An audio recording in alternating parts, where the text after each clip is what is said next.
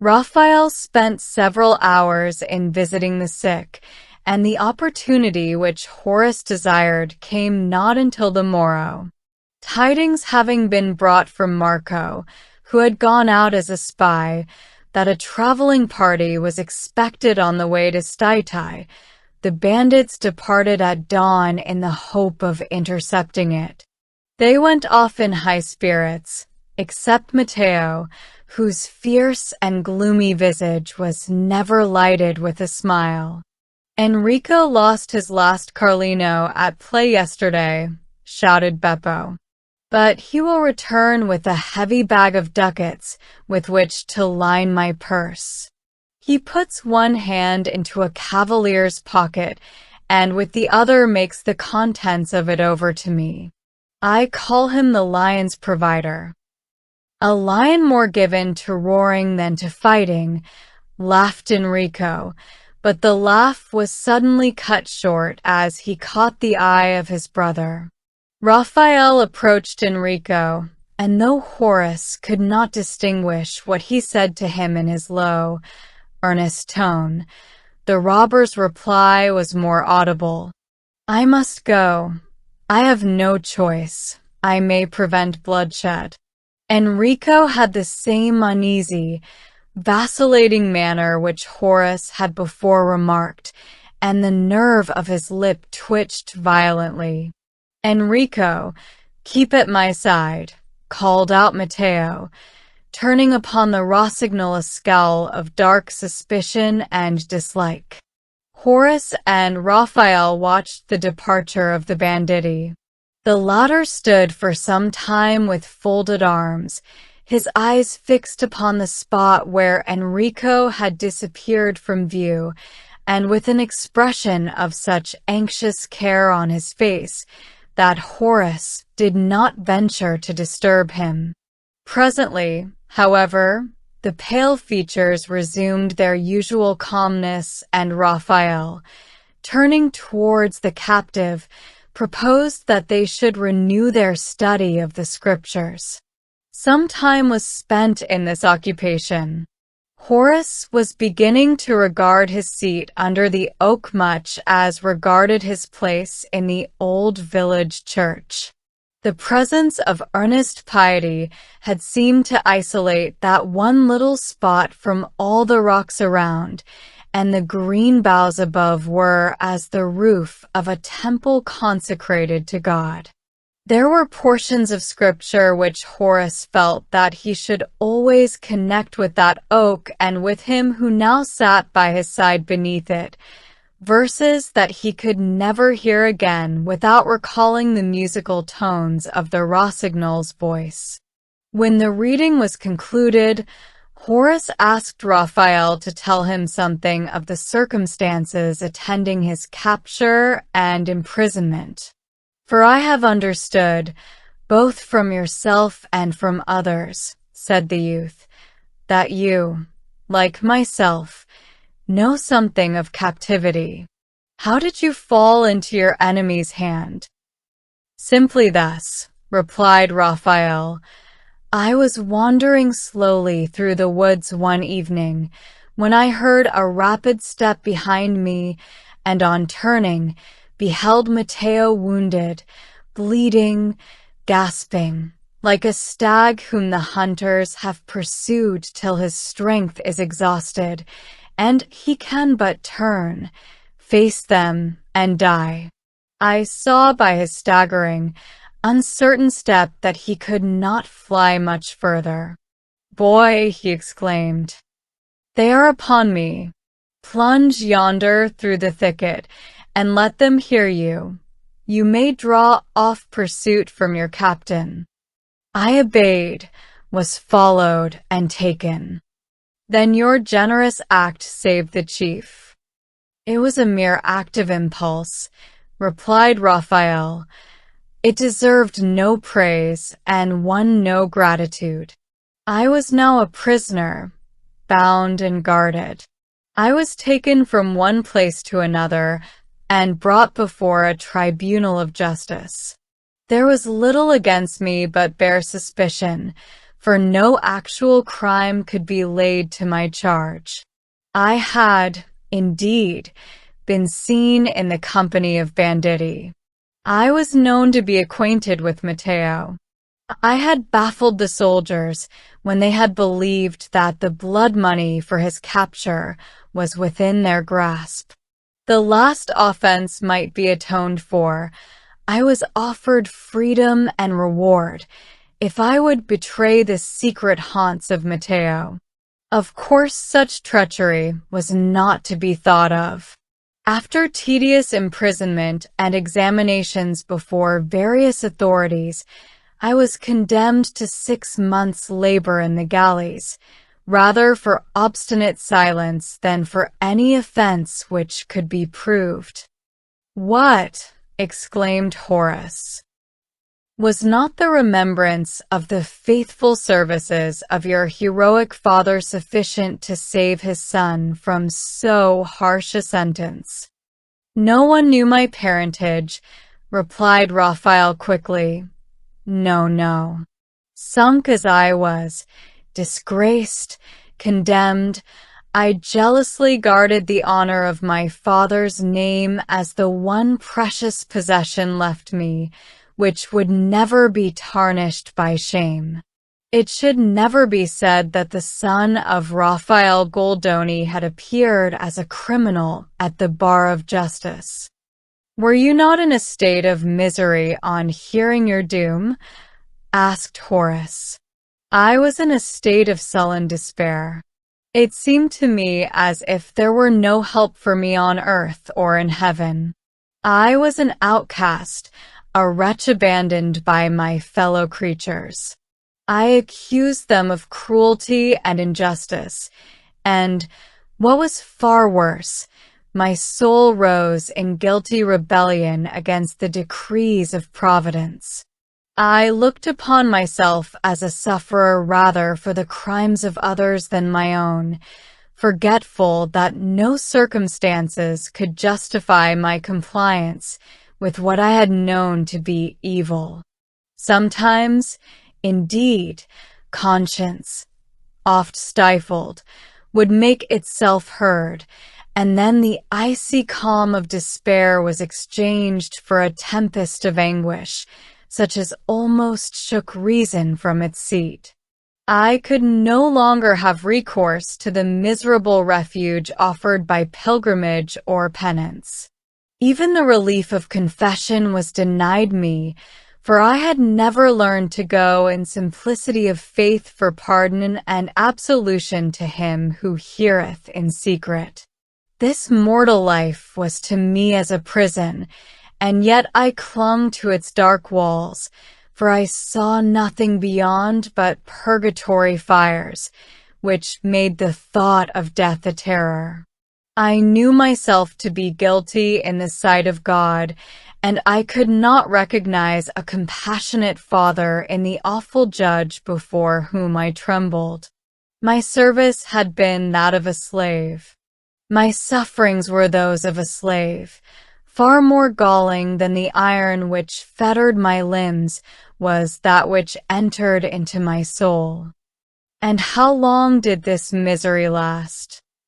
"Not long," replied the Italian. "I and my companions in punishment were chained by 2 and 2 in the galleys, and on the 3rd day of my labors, I was coupled with a man whose demeanor at once struck me as different from that of the other prisoners.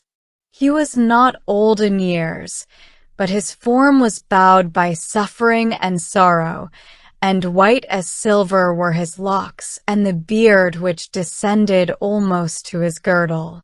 He looked so calm and resigned in the dignity of conscious innocence that even the first glance convinced me that no criminal was at my side. Had I been in a less gloomy and despondent mood, I should have questioned my new companion, but I had lost all interest in life, all care for what was passing around me. Even when Marino, such was his name, spoke a few words of kindly greeting to his partner in misfortune, I only bowed my head in reply and preserved a moody silence. I thought that the galley slave pitied me, and my proud heart shrank from pity, even when I needed it most. Our toil on that day was severe. We had to row at our utmost speed, hour after hour, under the burning rays of the sun, which were reflected with dazzling glare from the waters.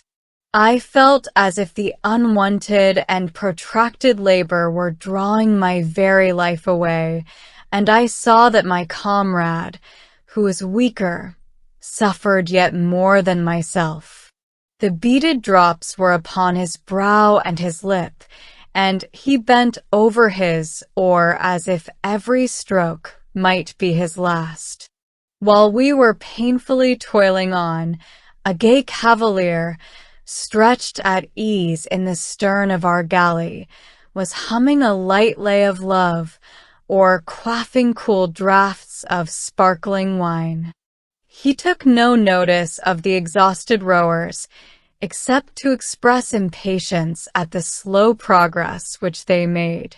At length the keel grated on the shore, we lifted our oars, and the cavalier stepped on the beach.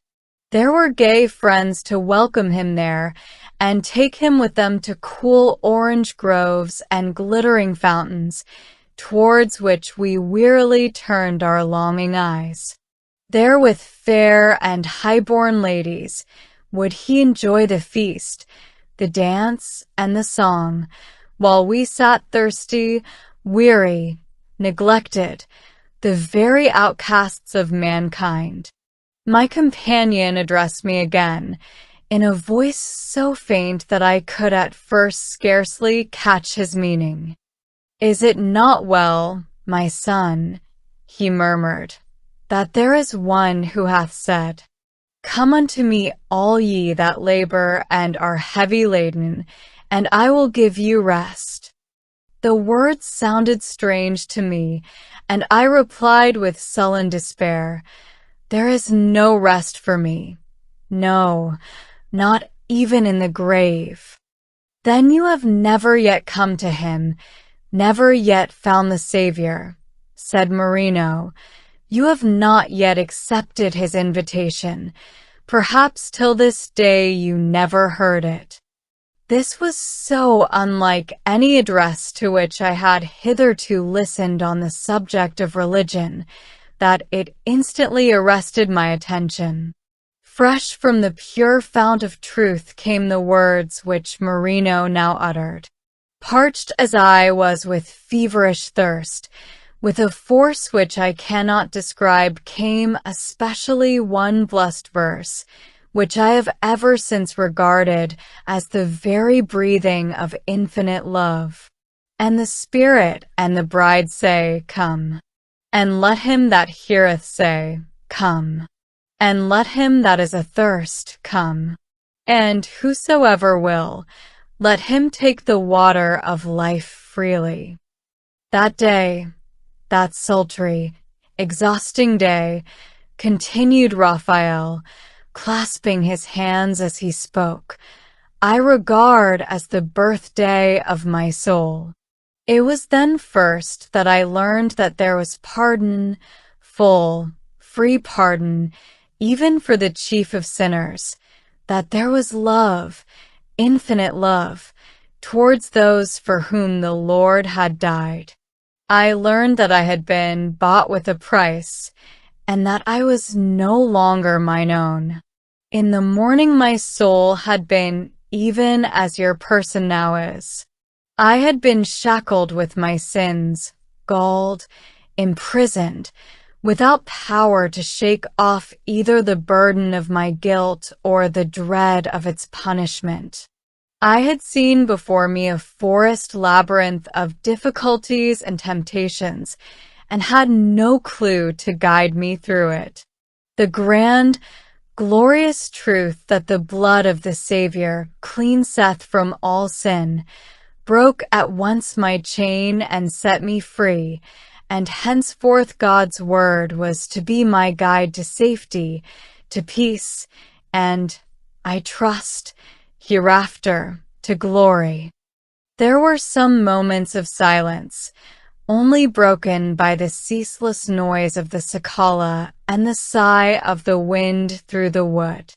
"Who was Marino?" inquired Horace, "and how came so good a man to be working as a slave at the oar?"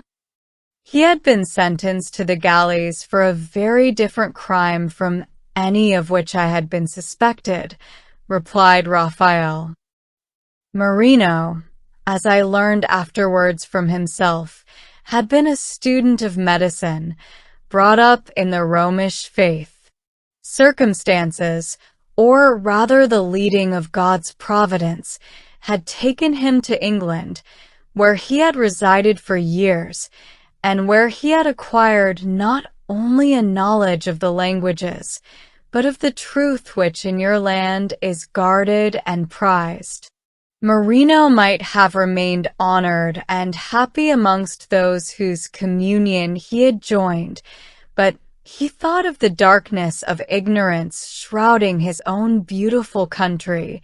He thought of the bondage of superstition in which his fellow citizens groaned. Marino returned to be a missionary to his own people. Following the steps of his master in the path of self-denying labor, he soon tracked the holy footprints through sufferings also. You know, doubtless, that with Italians it is held a crime to search the scriptures, doubly a crime to teach others to do so. Marino, for both offenses, was sentenced for 3 years to the galleys. Alas! Broken down as he was by hardship and trial, his life did not last out the term. Was it not much to be regretted, observed Horace, that, instead of laboring where he could have labored in safety, this good man threw away freedom and, as it proved, life itself, upon such a desperate venture? "I have no reason to say so," replied the Rossignol with deep feeling. Marino was silenced from preaching the gospel to freemen, that he might carry the glad tidings to slaves. Who can say that he lived or that he died in vain? I was not the only wretched outcast over whose darkness he shed light, though to none was he such a friend, such a father as he was to me. When his spirit passed away, I felt that for the 3rd time my earthly stay had been wrenched from my hold, but now I was not left desolate. Marino had led me to the rock, the changeless, the everlasting. Raphael's voice faltered as he continued, covering his eyes with his hand, when they dropped his lifeless remains into the sea, without funeral rite, without toll of bell, without even a coffin to shroud them, when the waves of the Mediterranean rolled over the spot where slept the friend I loved best upon earth, even then God sent thoughts of comfort, of triumph, into my soul. I knew that Marino would rise again, incorruptible, immortal, glorious, that the sea should give up her dead and the Savior reclaim his own. And I knew that there was something left also for me, an object in life, as well as a hope in death. What was that object? Asked Horace. Raphael seemed unable to give an audible reply. He turned over silently the leaves of his testament and laid his finger upon this verse. The love of Christ constraineth us, because we thus judge that if one died for all, then were all dead, and that he died for all, that they which live should not henceforth live unto themselves, but unto him which died for them. Horace remained for a space with his eyes riveted upon the passage, marveling how he had never before seen how it contains not only the ground of a Christian's hope, but of a Christian's willing obedience. What is true religion but a personal love for a personal Savior? The love of Christ constraineth. That is the very watchword of the soldier of the cross upon the battlefield of life. Not to live to self, but unto God, not to do our own will, but God's will, to make His love our inspiring motive, His glory our end and aim. This is the object, the only object, worthy of an immortal soul. After a lengthened pause, Horace resumed the conversation. I am surprised, said he, that one whose whole character had been changed like yours should ever have come back to a den of wickedness like this. When Marino departed, replied Raphael, my 6 months of durance had almost come to a close. Often and anxiously I revolved in my mind what course it would be right to pursue after I should have regained my freedom. Sometimes I almost decided upon working my way to England. At other times I proposed returning to Naples, seeking out some old acquaintances of my grandfather, and trying through their assistance to make my entrance into his profession. Amidst my various projects, one truth was ever recurring to my mind.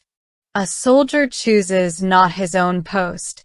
It was my one simple duty to find out where my leader would have me to be, and what he would have me to do. More and more strongly the conviction came that nowhere was light more needed, and into no place was it less likely to penetrate than into this robber's cave. Here seemed to be my allotted post, and hither I accordingly came. You are throwing yourself into the midst of great temptations, observed Horace. I felt that, I feel it, replied Raphael, and I often have I feared presumption, and closely have searched my own motives for running so great a risk. But, he continued, as if conscious that there was a need of explaining his position in order to justify his conduct, I knew that there were circumstances in my favor, which made it possible for me to plant my foot where by another man no standing ground could have been found. I was known amongst the banditti, liked, favored. Perhaps I counted too much upon that favor, as I certainly did upon the circumstance of having saved the life of their captain. But the danger, exclaimed Horace Cleveland. There was nothing but bare life to be hazarded. I had nothing else that I could lose, not even a fair reputation. I had neither father nor mother to mourn me. I had but a brother, and he was one of the band. Perhaps my strongest earthly incentive was the hope of being the means of winning his soul. And how were you received by the banditti? Inquired Horace, who regarded this project of planting a home mission in the midst of a gang of ruffians as the wildest, most impracticable scheme which enthusiasm had ever devised. I was received with a welcome so cordial and warm that it almost shook my resolution to strip away all deception and at once avow the reason for my return. I was enabled, however, to speak out the truth, to own that I came not to rejoin the band, to eat bread that was won by robbery, or to touch gold that was stained with blood, to say that if the outlaws desired it, I would tend their sick, and do what other kindly offices I might without wounding my conscience, but that I was now the soldier and servant of one who suffers no compromise with sin. I should have liked to have heard such an avowal made to such men, exclaimed Horace, and to have seen the countenance of Matteo as you spoke. That was indeed walking into the lion's den and laying your hand on his mane. How was your strange offer received? With bursts of laughter and mocking jests. I believe that some of the banditti deemed that imprisonment had affected my brain. I marvel not at that, returned Horace. Did you not find it hard to stand against the storm of ridicule? So hard that I almost cowered beneath it. I had then, however, nothing beyond such ridicule to bear. The robbers were amused, not infuriated. My conditions were mirthfully accepted. I was elected with shouts as friar and father confessor to the band, and was given full leave to pray and to fast as long as it might suit my pleasure to do so. The outlaws doubtless thought, observed Horace, that your resolution was but some strange passing fancy. I doubt not that they thought so, replied Raphael, and that they promised themselves much diversion from what was to them so novel. But when the robbers found that though they might be in jest, the object of their mockery was in earnest, opposition assumed a different form. You were persecuted, threatened, tormented, said Horace, recollecting the lacerated shoulder and the cruel insults of which he had himself been a witness. I had a little rough discipline, answered Raphael lightly, such as every soldier must look for. I have often cheered myself under it by remembering the words of my father. If applicable to earthly warfare, how much more so to the heavenly? The duty of a brave soldier is simple, prompt, unswerving obedience, even unto death. But does it not damp your spirit, asked Horace, to find that you labor and suffer in vain? A thoughtful, pensive expression sat on the brow of the young Italian as he replied, Is there not a promise that such labor shall not be in vain?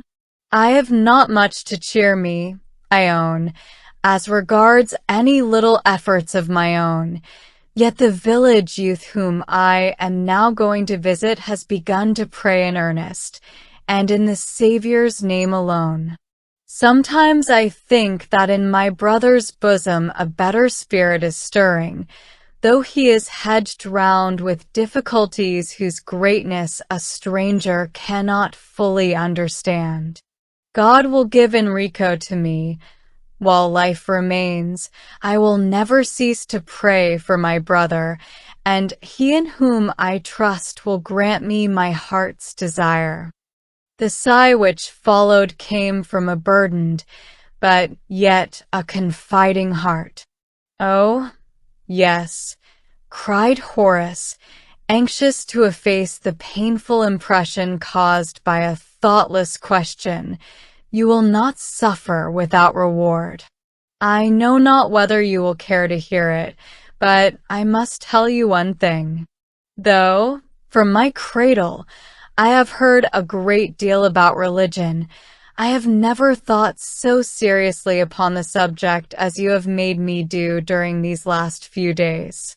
If I ever become a real Christian, a faithful soldier, as you would say, I shall trace the beginning of an earnest life to these hours which I have spent with you under this oak. The pale face of Raphael lighted up with an expression of joy, as when a sunbeam, bursting from behind a cloud, throws over a still stream a pathway of glory. The smile was so bright, so sudden, so angel-like in its gladness, that it often in future days recurred to the memory of Horace. Raphael grasped his hand with the warmth of a brother, but without commenting upon what he had said, and the improvisatore soon afterwards descended to the forest to go on his errand of mercy to the sick. Chapter 13. Failure. Not the example and influence of Raphael alone tended to ripen good resolutions in the mind of the captive. Much resulted from the effect of the long hours of solitude in which reflection was forced upon him. To one of Horace's lively temper and active disposition, meditation had appeared to be of all occupations the most tedious and unprofitable, as long as study or amusement could fill up each waking hour. It was thus that little wisdom had been gained while a good deal of knowledge had been acquired, and that even the lessons of experience had made but small impression upon Horace Cleveland. He had had his daydreams, it is true, and his schemes of ambition, but neither had been calmly reviewed in the sober light of truth. Now, having nothing else to do, Horace perforce must think, and the result of reflection was that the proud lad, who, exalted by conscious superiority over his companions, had feared comparison with no one, now felt mortified and even disgusted himself. He recalled circumstances that had once elated him. He remembered the trophies won by intellectual or physical efforts. All their glitter and glory seemed gone.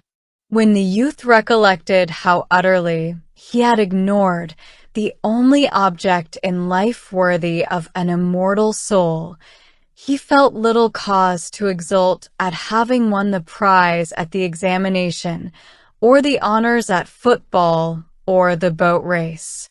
These things were good in themselves, but what were they compared to the crown of life towards which the solders of the cross were pressing? Horace thought of the heroes of old to emulate whom had been his ambition.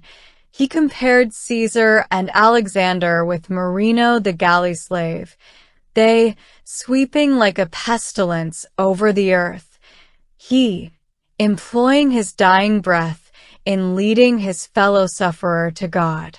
What were the different results of their labors?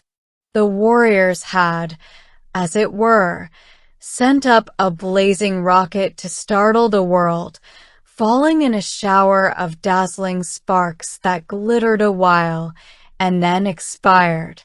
The galley slave had been the instrument in God's hand of lighting a star that should shine in the firmament of bliss when sun and moon should be seen no more. What are all human trophies compared to the trophy of a rescued soul? What all earthly glory compared to the glory which cometh from God? Raphael has been given a difficult, a perilous post of duty, thought Horace. Was none allotted to me? He tries to influence for good the lowest and worst his kind. Have I had no power to influence? And if I had, what use did I ever make of it? Was not I also a soldier of the cross? The youth resolved that, if ever permitted to see his mother and his country, he would pursue a less selfish course than that which he had hitherto followed. His heart grew heavy as he thought of the possibility. At that moment it almost presented itself as a probability that he would never be granted an opportunity of redeeming the past. Very bitter was it to him now to recall how his petulance and pride had distressed his mother, to know that he had added weight to the widow's cross, instead of helping her to support it. You have planted many a thorn in my pillow. Were not these almost the last words that he had heard from her loving lips? Had he not seen her weep for the undutifulness of her only son? If a brother's blood was once said to cry from the earth, would not a mother's tears do so also? Horace arose from his seat, restless and miserable. He must find something, do something to drive him distracting thoughts. Raphael left his guitar leaning against the rock. Horace took it up and swept his hand over the strings. He could produce sound but not music. No melody came from the strong but objectless touch. He put down the instrument again. It only brought back again the theme of his painful reflections. Had he not struck life's chords with the same careless hand, and had they not given forth jarring discord? Unable to play, the prisoner attempted to sing in order to while away the wearisome hours. He tried to wake the mountain echoes with some of the bold, spirited lays which he had sung with his comrades at school. Then a plaintive strain came to his remembrance. Horace had often heard his mother sing it, and he associated her voice with each word. It seemed so well suited to his own sad estate, his fallen hopes, once so bright and gladsome, that giving utterance to his feelings in the poet's appropriate lines, he sang Moore's well-known lay. All that's bright must fade, the brightest still the fleetest. All that's sweet was made, but to be lost when sweetest. Stars that shine and fall, the flower that drops in springing. These, alas, are types of all, to which our hearts are clinging. Who would seek or prize delights that end in aching? Who would trust to ties that every hour are breaking? Better far to be in utter darkness lying, than be blessed with light and see that light forever flying. Beautiful, but not true, exclaimed a voice beside him. Horace started and turned round. He had been so much absorbed in the train of ideas awakened by the words that he had not heard Raphael ascending the rocks, nor been aware that the mournful song had reached any ear but his own. "Sing it again," said the improvisatore. Horace felt some reluctance to comply with the request from one who was himself a master of the musical art. He would rather have listened than sung. At Raphael's desire, however, he repeated the strain, the improvisatore listening intently and keeping time to the music with his hand. "And now let me hear you," said Horace, "and let us have something more cheerful." Raphael took up his guitar and struck a few chords full of harmony and tone in a different and far richer key than that in which Horace had been singing. He afterwards remained for several minutes silent, gathering and arranging his thoughts. "I will be your echo," he then said with a smile, "but I will give back your notes in more joyous strain, less meet for the poet, but more for the Christian." And catching up the air, Raphael sang in Italian as follows: "Earth's bright hopes must fade, not those which grace hath given.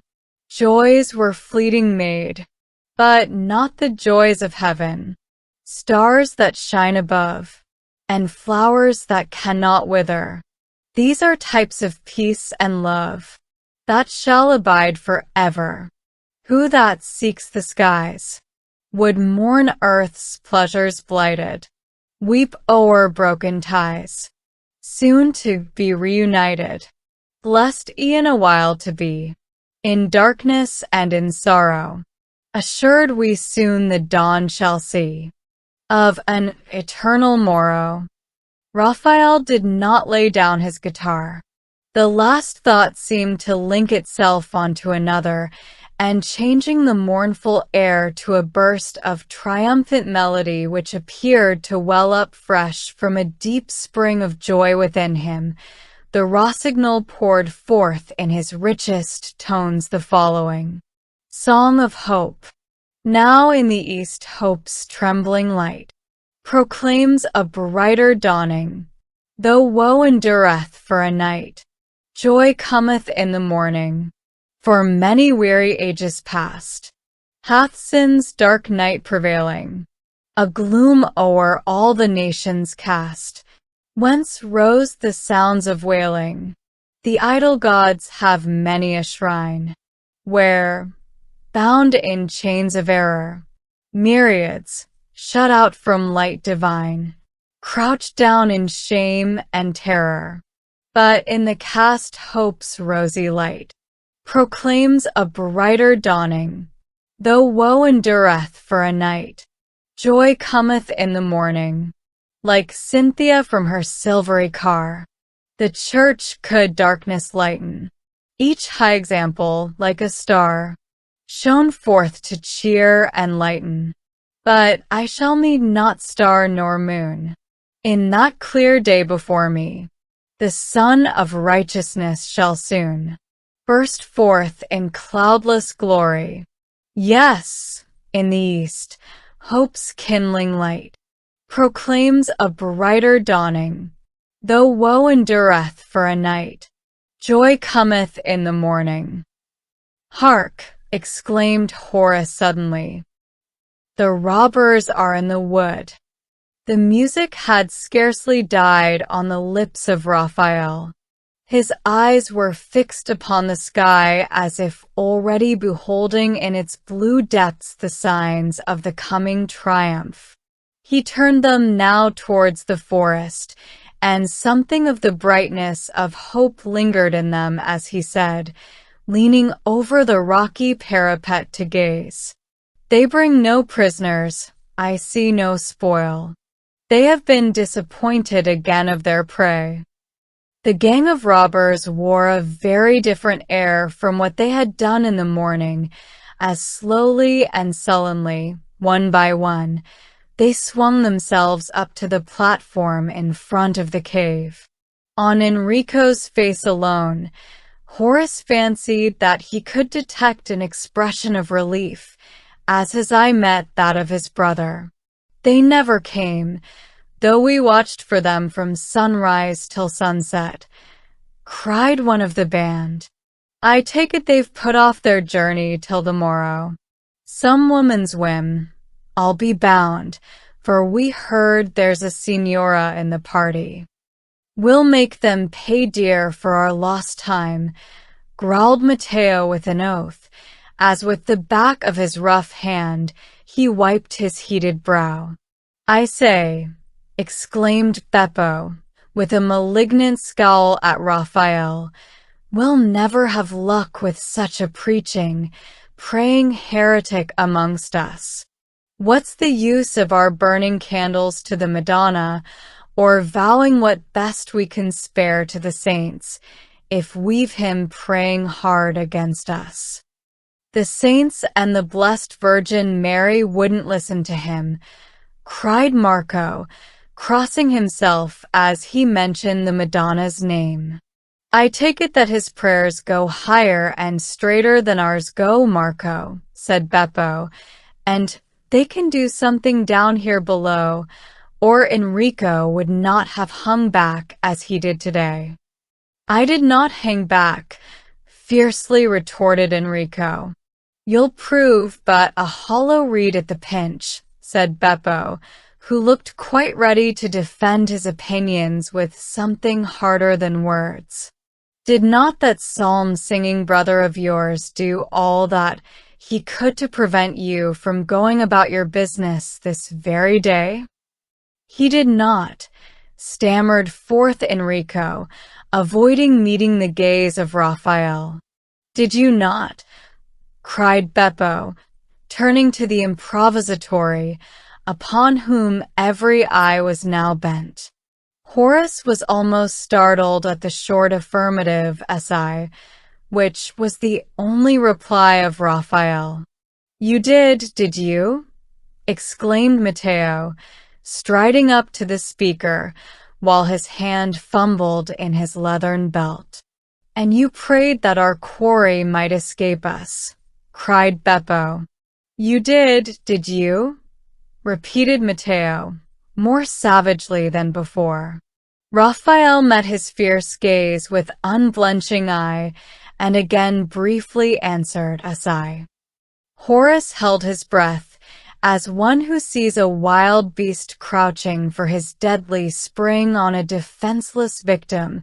He expected every moment to see Raphael laid dead at his feet. When Matteo contented himself with growling out a curse and a threat, and with the other robbers sauntered into the cave, the youth could hardly believe that the improvisatore bore not indeed a charmed life, and that some invisible circle of protection had been drawn around him by a hand unseen. "How could you dare to brave so his fury?" exclaimed Horace to Rossignol. "I thought that he would have struck you to the earth."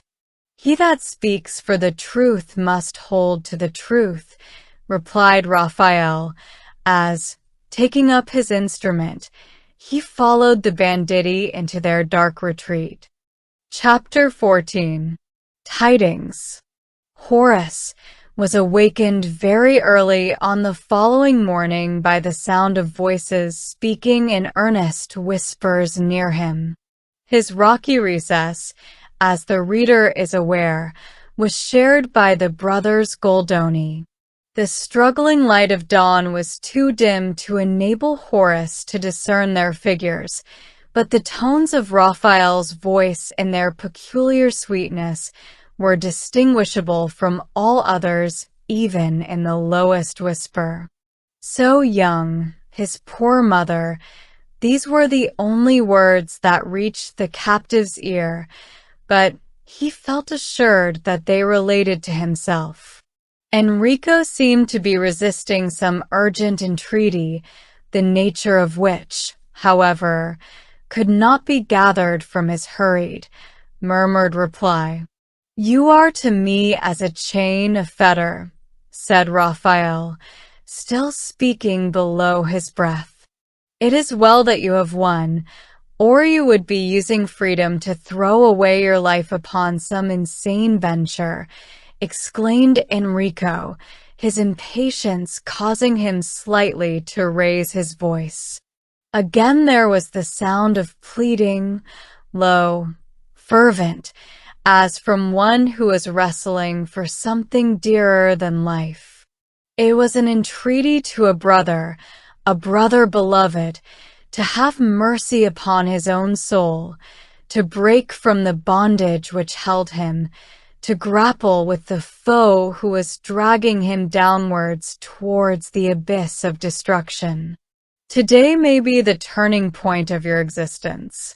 As you decide for good or for evil now, so may the long, endless hereafter be to you an eternity of bliss or of anguish.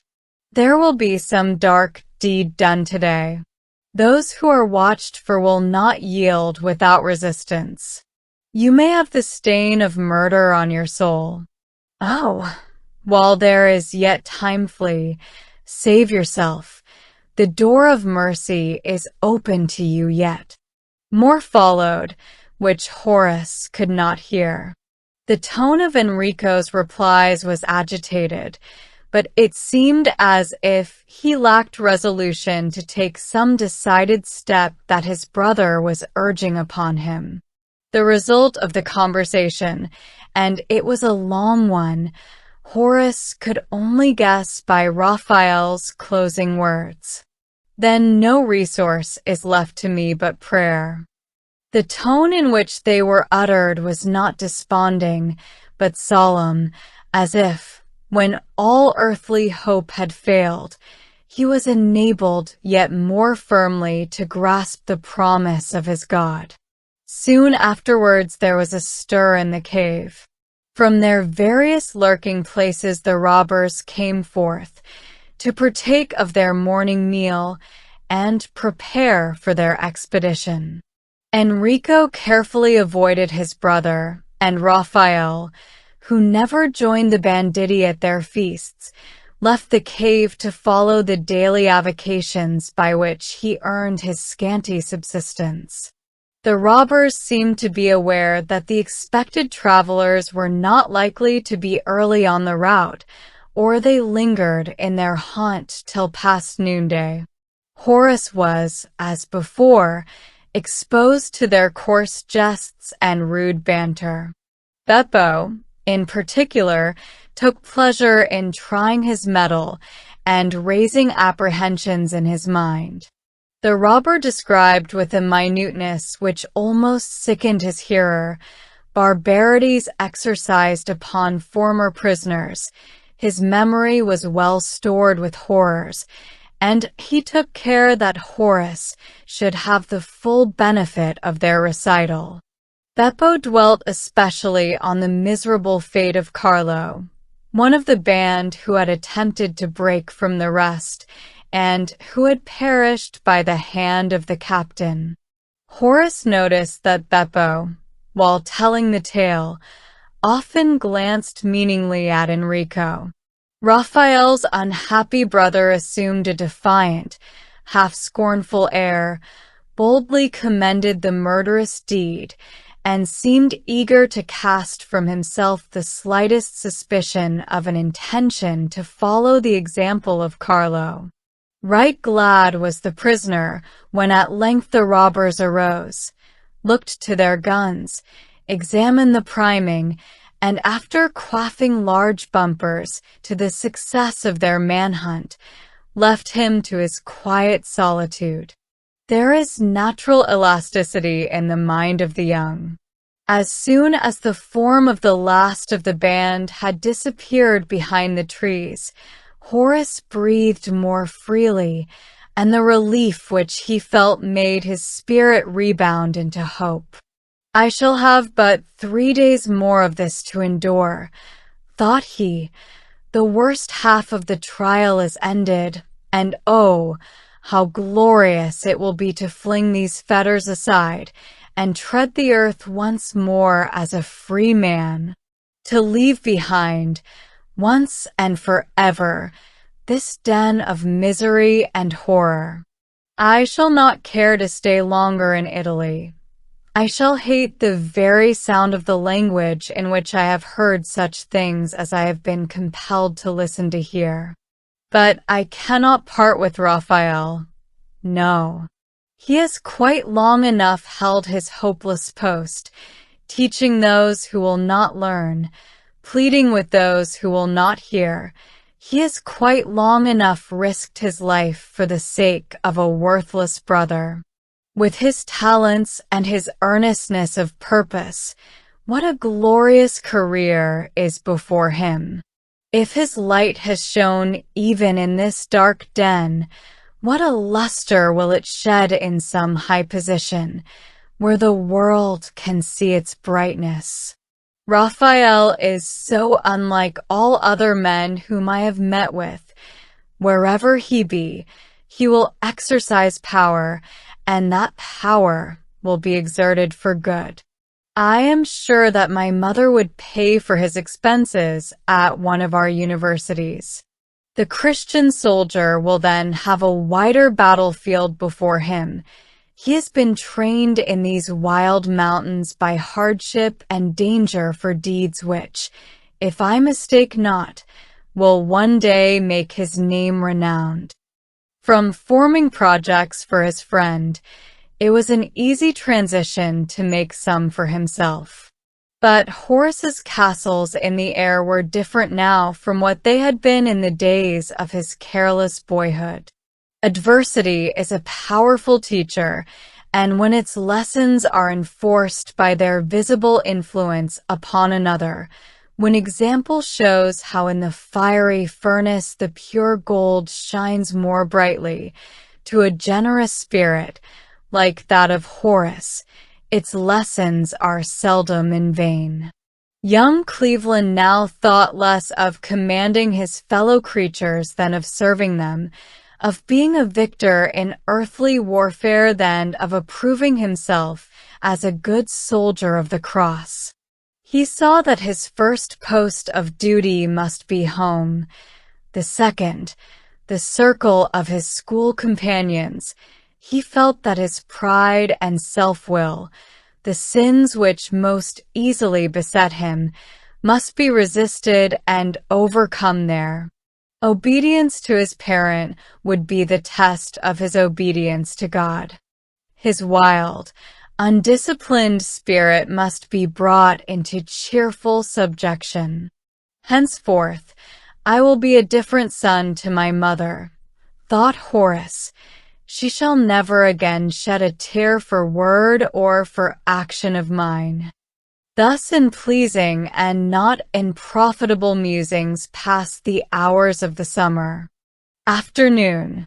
Ever and anon Horace turned his watchful eye towards the wood and listened for the sound of signal whistle or pistol shot in the distance.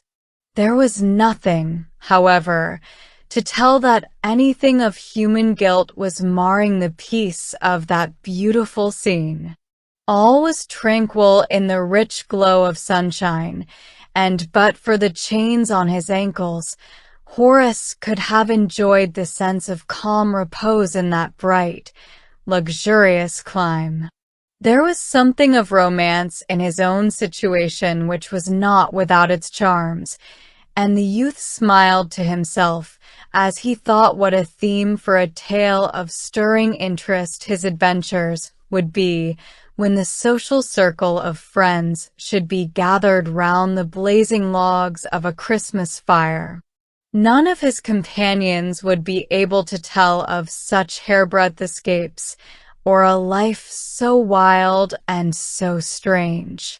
It was very amusing to Horace to see in imagination the wondering, curious, half-incredulous looks on familiar faces, and to fancy that he could hear his mother's ejaculations, now of thankfulness, now of terror. As he was busy drawing these pictures of imagination, Horace saw the figure of the improvisatore coming toward him from the wood. At first glance, he was struck by a change in the mien of Raphael, perceptible even at a distance. The firm, elastic tread habitual to him was exchanged for a slow, lingering step, like that of an invalid, and twice he raised his hand to his forehead as if oppressed by dizziness or pain. Horace left his seat beneath the oak, and advanced to meet Raphael as far as the rocky parapet, beyond which he could not proceed.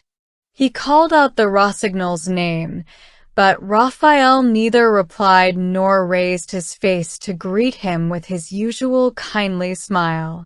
Instead of mounting the rough mass of rocks almost with the lightness and ease that wings might have given, Raphael seemed for the first time to experience some difficulty in climbing, and Horace observed, as he gained the top, that the face of the young Italian was even more pale than usual.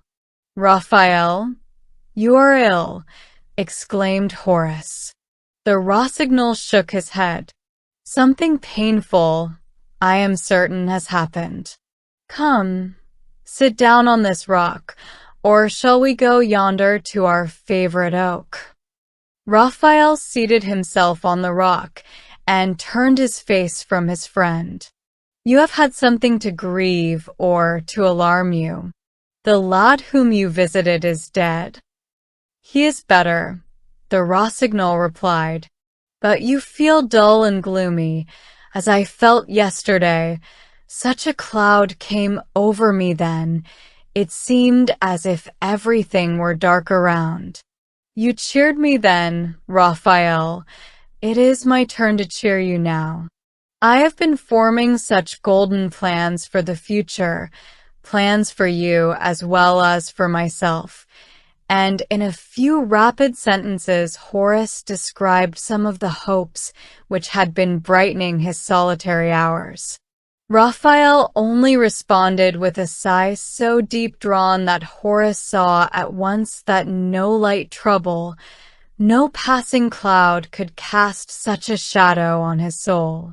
"You have heard bad news," cried young Cleveland. "Do they regard yourself or me?" Raphael's silence was sufficient reply. "Tell me the whole truth," exclaimed Horace. "Could you bear it?" answered Raphael, slowly turning round and fixing his large dark eyes upon Horace with a gaze of unutterable sadness. "Yes, I can bear all, must know all," exclaimed Horace. His heart was beginning to throb fast, while a sensation of cold crept over him, assuredly not caused by the weather. All is said in few words. Otto was hanged this morning. Prepared as he was for a painful communication, the tidings came upon Horace like a blow. He had been so full of hopeful anticipation, he had had such confidence in the power of his mother's tears and her gold, that he had little reckoned upon having to suffer anything beyond a 7 days' captivity. Now Matteo's horrible threat, that threat which he had not dared to translate to his mother, rose up in his mind like a specter. "Are you quite certain that the tidings are true?" "Quite certain," was the mournful reply.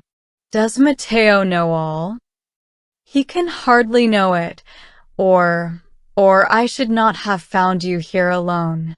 But he will be sure to know it before the morning. Evil tidings fly on swift wings." Horace grasped the hand of his friend with a convulsive pressure. "Oh, Raphael, you will cannot see me murdered in cold blood by that merciless man. For my mother's sake, for God's sake, for the sake of him whom you serve, release me, save me from this horrible fate."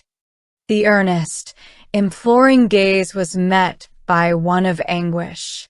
"We can fly together," continued Horace, speaking with eager rapidity. "Once out of the forest we are both safe, both happy." Raphael interrupted him with a single word: "Enrico." In that name were expressed all the difficulties of his position, at least all such as might be regarded as insuperable. The fearful choice to Raphael lay but between his brother and his friend. To save the one was to sacrifice the other. It was a moment of exquisite pain to the captive and his companion. So great was the tension of their nerves that the sound of a whistle from below made them both start, as if it had been a death signal. "They come! All is lost!" exclaimed Horace.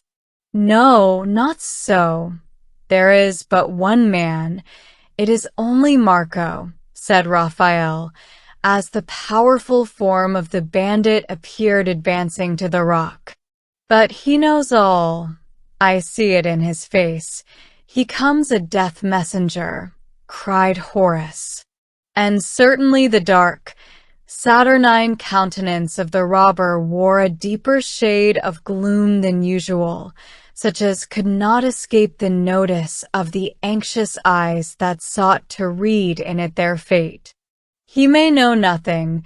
Do not betray your own secret," whispered Raphael, who, however, could not but draw the same conclusion as young Cleveland had done from the bandit's appearance. Chapter 15. Onwards. When Marco had reached the top of the parapet, Horace drew a little hope from the trivial circumstance that the bandit did not look at him, nor appear to notice his presence. He addressed himself at once to the improvisatory. "Your preaching to the living is over. You may now pray for the dead," he said in a hollow, sepulchral voice, crossing himself as he spoke. "Explain yourself," exclaimed Raphael. "Your brother is," Marco pointed downwards, "with the souls in purgatory." Raphael uttered an exclamation which was almost like a cry. "Not by violence, not by violence," he gasped forth. Marco gloomily shook his head and muttered between his teeth, "The Cascata della Morte." "How did it happen?"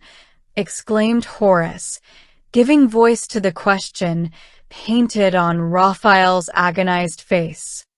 "We were all on our way to the high road," said Marco, "when someone proposed that instead of following the bend of the river, it would be well for one or two of our party to cross it, so that by making a round to the left, we might come on the travelers from behind, while the rest attacked them in front.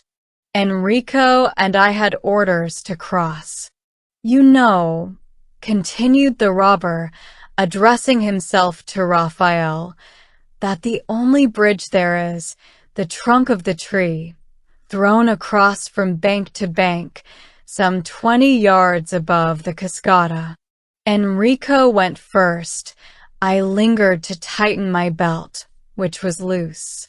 I know not whether he was taken with giddiness at seeing the waters rushing on so madly beneath him, or whether he stumbled on the rough bark, but I saw Enrico suddenly go down splash into the current. He gave a cry and struggled desperately, but the rush there is so strong and rapid that no swimmer could stem it. The water bore him on as if he had been a reed on the surface, on, over. You know the depth of the fall, and may judge whether he could reach the bottom alive." Raphael closed his eyes as if to shut out a vision of the awful scene, the precipice, and the victim dashed over it. "Not time for a single Ave or Paternoster," said the bandit, "even had he had the grace to repeat one, but I trow that you had made half a heretic of him. There was not a saint who would help him in his need, or he would not have come to so awful an end." Raphael turned and rushed into the cave, to hide himself from the sunshine and give vent in solitude and darkness to the first burst of uncontrollable grief. I, said Marco, following him with his eyes, "if ever one brother loved another, that brother was Raphael. He is always teaching and preaching about submission, but I take it that when it comes to a sharp, sudden trial like this, the heretic's faith and trust will be whirled away, like that poor struggling wretch who has just been dashed to pieces over the fall. It was an awful sight, even to one used like myself to rough work," added the bandit, wiping his brow, "and often when I stand sentry within sound of that deathly cataract, I shall fancy that I hear again the last cry of the miserable Enrico." "Is Matteo returning soon?" asked Horace, who could not forget his own perilous position even in his interest in the fate of the sufferer. "He will come when he has done his business," was the surly reply.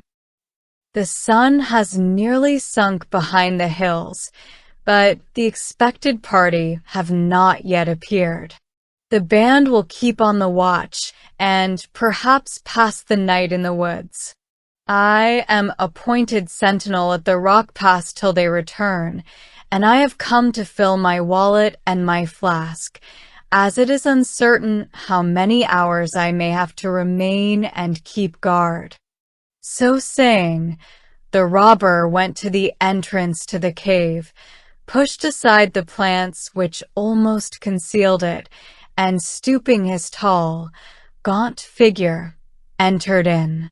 Horace felt an almost irresistible impulse to try once more the descent of the rocks, impossible as he had found it to be to climb down while the shackles confined his ankles.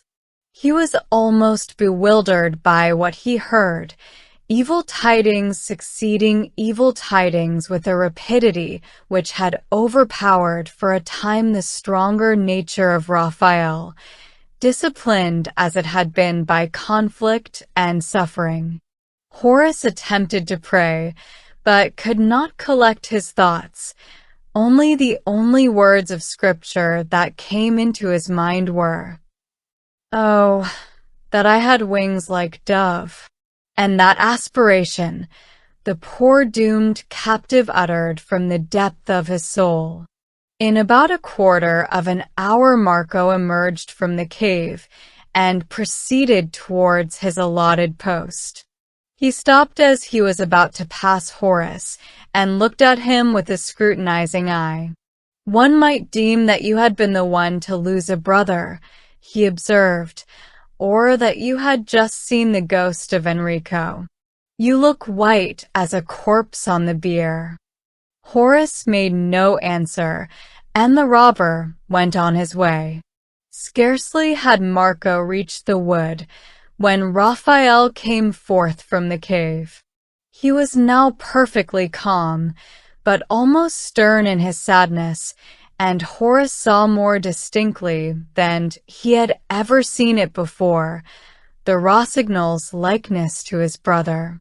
Raphael made a gesture to the prisoner to place his foot upon a large stone which was near, and then, to the surprise of Horace, threw himself on his knees beside him. "When I besought God to make the path plain before me, I thought not of this answer," said Raphael in a low tone, "but just and true are his ways." And the moment after, with a file which he had brought in his hand, he was working at the chain of the captive. The mingled feelings of hope, fear, delight, impatience, which struggled together in the bosom of Horace past description. Thought Raphael filed with the full power of his right arm. It seemed to Horace as though the stubborn iron would never give way, and the noise caused by the instrument sounded to him so loud that he was in terror lest it should reach Marco and awake his suspicions. At the first pause made by Raphael, though it was but to shake back the dark locks that had fallen over his brow as he stooped, Horace caught the file from his hand and used it himself with the desperate energy of one who felt that his life might be the sacrifice of even a few minutes' delay. But he found that better progress was made when he resigned it again to Raphael. Not a single word was uttered by either until the work was completed, and Horace stood unfettered beneath the deep blue sky, which was already darkening into night. He would have leaped and bounded in the rapture of recovered freedom, but for an instinctive delicacy which forbade demonstration of joy in the presence of the bereaved brother of Enrico. "Now, put on my mantle and hat," said Raphael. "Why so?" asked Horace. "Surely we shall escape together. I shall have your guidance through the forest." "Through the most intricate part you shall have it, but when we reach the post guarded by Marco, we must separate. It is only wrapped in disguise that you will be able to pass him. He is but one man. There are two of us," began Horace, all his natural courage rising at the prospect of a struggle. "One man, but with two pistols at his belt, and with a hand that, when it draws a trigger, never fails to hit its mark." Remember also that the sound of a shot would be sufficient to draw the whole band upon us. Do not delay putting on this disguise. Time is precious to you now." Horace promptly obeyed. Though he had not yet attained the stature of Raphael, the difference between their heights was not great enough to be striking, and the almost sudden darkness of southern latitudes was now falling upon earth. "There is the moon," observed Horace. "Her light will serve to guide us on our way." "I need it not," the Rossignol replied. "Every step of that way is familiar to me," and he began descending the rocks. Horace followed, rejoicing in his newly restored powers of activity, though their exercise was cramped not a little by the necessity of moving with caution in the darkness. Before he clambered over the rocky parapet, he turned one last glance towards the old oak, the dim outline of whose branches he faintly could trace. "Farewell," thought the released captive, "farewell forever to the place where I suffered so much of evil and learned so much of good, where I have seen more of the wickedness of man and more of the grace of God in a few days than in all my former lifetime." In profound silence, save when a pebble fell, dislodged beneath a climbing foot or hand, the twain descended those rocks down which the prisoner had so often gazed, measuring their depth with an anxious and at length a hopeless eye. A few more steps, and the fugitives had entered the depths of the forest. Here the light was almost entirely shut out, for rarely was a glimpse of the silver moon seen behind the thick branches.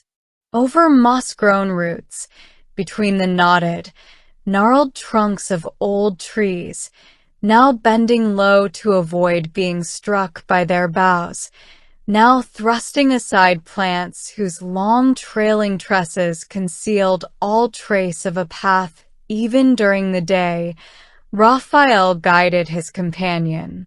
Occasionally there was a rustle as they started some wild creature from its lair, or a frightened bird rose on the wing. A single nightingale was pouring forth its soft, melancholy lay. Other sounds there were none, till a faint noise, as of a distant waterfall, reached the listening ear. A sudden turn at length brought the fugitives to a break in the forest, and Horace saw before him the same ledge of rock overhanging a precipice, which he so well recollected traversing under the guidance of Enrico.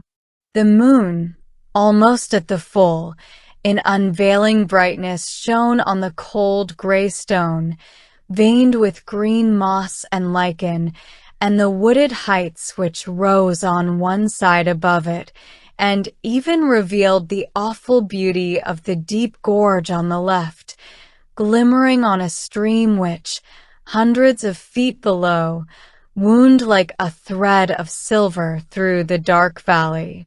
Distinct in the moonshine, which threw his black shadow on the rock wall behind him, rose the gaunt form of Marco the bandit. He stood at so narrow a part of the ledge that though he was almost close to the rock, the precipice in front of him yawned scarcely more than a yard from his feet. He could hardly be passed without being touched, and Horace perceived at once that, without the protection of a disguise, the attempt to cross in front of the watchful sentinel must bring inevitable destruction. "Draw your hat lower over your brow," whispered Raphael. "The password is Speranza. If Marco speak to you, do not reply. Silence on my part would cause no surprise after all that has passed. The sound of water will be sufficient to guide you. till you reach the bank of the stream. Do not attempt to cross it. Raphael's voice faltered as he spoke. Turn to the right and follow its course till you reach the high road, which crosses it by a bridge. And now, God's blessing go with you. And extending his hand to Horace, Raphael added, Here we must part. Oh, Raphael, exclaimed the young Englishman, grasping it with emotion, I cannot desert you thus. I cannot leave you to the vengeance of Matteo. I feel that your blood would be on my head. I would rather go back to the cave. The two hands were yet clasped in each other, and Horace felt the warm pressure of his friends as he replied, You would have no chance of mercy. Your young life would be the certain sacrifice. I have 1,000 advantages which you do not possess. I know every man in the band. I have put most of them under obligation. Every path in the forest is familiar to me as well by night as by day. If you knew the mountain's weight, which will be removed from my heart by your flight, you would not dally thus with your fate. But do I not leave you to danger, the most terrible danger? You leave me to the care of my heavenly Father. He is with me. I have nothing to fear. But, began Horace, still retaining his hold of the hand of Raphael, if you should suffer for this generous act, I never should know peace any more. Say not so, murmured the Rossignol, with more than his usual sweetness of tone. If anything should happen to me, think that the lone, desolate wanderer has found at last rest and a home, that the dreary warfare is ended, the long life struggle over. I am not, as you are, a mother's hope and pride and comfort. I now stand alone in the world. I will be your brother, exclaimed Horace. Oh, I cannot, will not desert you. You could not serve me, even were you to return to the cave, said Raphael. I could not replace the chains. The Rubicon was passed when I filed them asunder. My chance of escape would be greatly lessened by my having to care for your safety as well as my own. Therefore go, my friend, my brother. Raphael drew Horace to his heart and pressed him to it for a moment in a close embrace. Then suddenly unloosing it, he turned around and buried himself in the wood. Chapter 16. A perilous pass. The parting from Raphael gave a keen pang to Horace. He could scarcely have believed that in so short a space of time, any human being could have obtained so strong a hold upon his affections. Pity, gratitude, admiration had combined in a threefold cord to knit to his heart the man whose fate had been so singularly linked with his own, and who was now freely risking life to save him. But Horace had no time to dwell on tender recollections at a moment like this. The absorbing instinct of self-preservation claimed now the first place in his mind. Every minute of delay increased the danger of the dreaded Matteo's return. Horace must pass along that perilous ledge, close in front of the ruffian whose strong arm could, were his slightest suspicion aroused, hurl the stripling over the beetling precipice to lie a mangled corpse in the valley below. Speranza, speranza, hope. Horace repeated to himself, less from the fear that in the excitement of the moment the password might escape his memory, than from an effort to draw encouragement from the sound. God be my helper. God be my hope. And drawing Raphael's mantle yet more closely round his form, and pulling the hat lower over his eyes, with a palpitating heart, yet a firm, brave step, Horace Cleveland strode forth into the moonlight, which had never before appeared to him so painfully brilliant. "Ha, Raphael, you are not going thither. It is of no avail. You will only turn your brain altogether," exclaimed Marco as Horace approached him, and to the no small alarm of the fugitive, the bandit actually laid a strong, heavy hand on his shoulder. "Speranza," muttered Horace, shaking himself loose from a grasp which seemed to him like that of death. The fugitive could scarcely believe the evidence of his own senses when he found himself actually striding onwards beyond the perilous spot. He expected every moment to be overtaken by a bullet or to hear a sudden shout of recognition. He dared not look behind him, nor much quicken his steps, but instinctively he held his breath till he had gained the wood at the further end of the ledge. Then, indeed, a low, fervent thanksgiving burst from the lips of Horace, and he felt himself really free. The sound of falling water had every minute become more and more distinct. Horace, with eager hope, hurried forward in the direction from whence it came. Yet a little struggling through bramble and bush, trying the most direct way rather than the clearest, while still listening with painful anxiety for sound of pursuit, and the youth reached the bank of a stream which was rushing on as if eager to plunge madly down into the valley. The trunk of a tree lay over it, cutting with its dark, rough outline the path of quivering silver which the moonbeams had thrown across the waters. Here must have been the scene of the fearful catastrophe which Marco had related. Horace shuddered at the sight of those dark, rapid waters in which a fellow creature so lately had perished. He had now, however, no time for reflecting on the untimely fate of the wretched Enrico. Remembering the directions of Raphael, Horace was about to track the upward course of the stream when he was startled by a faint cry, as of a human voice, which mingled with the rushing noise of the cataract. Horace was not of a superstitious nature, but it is no marvel that, when his nerves were quivering from the tension required for a great effort, at that hour of night, in that desolate place, on the very spot where he believed that, but a few hours before, a miserable man had been swept into eternity, that cry should seem to curdle the blood in his veins. Again it rose, more distinct than before, and now superstition, if such a feeling had for a moment arisen, gave place to one more worthy. Horace was many yards from the head of the cataract, though he could see its spray white in the moonlight.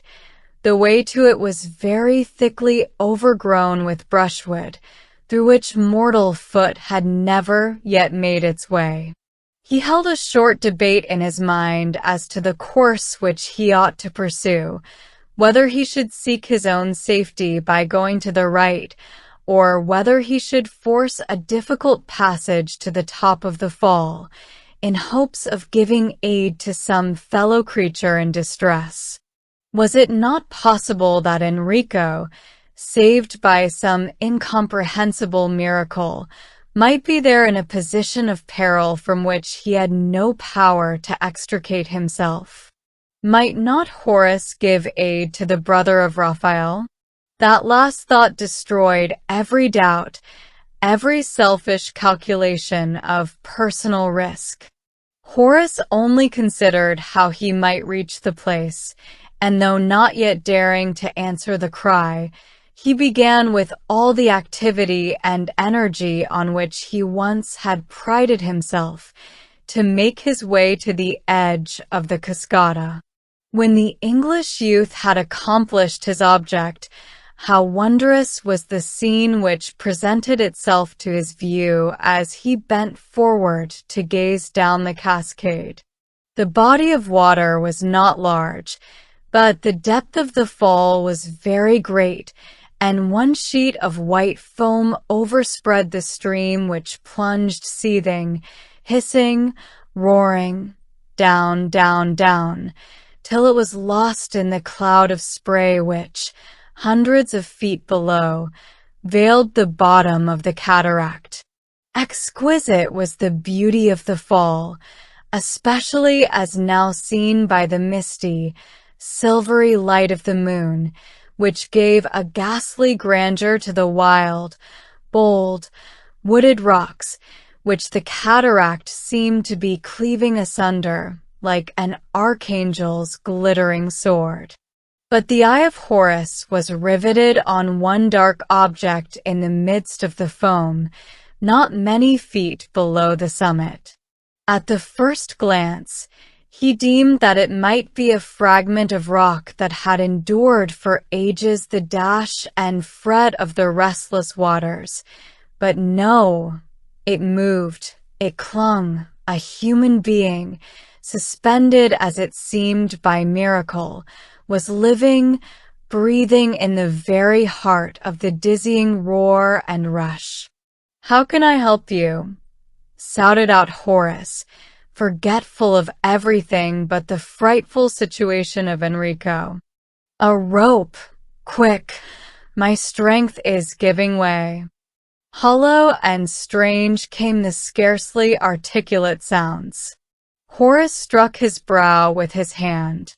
"What can I do? Oh, what can I do? A rope were worth the ransom of a king.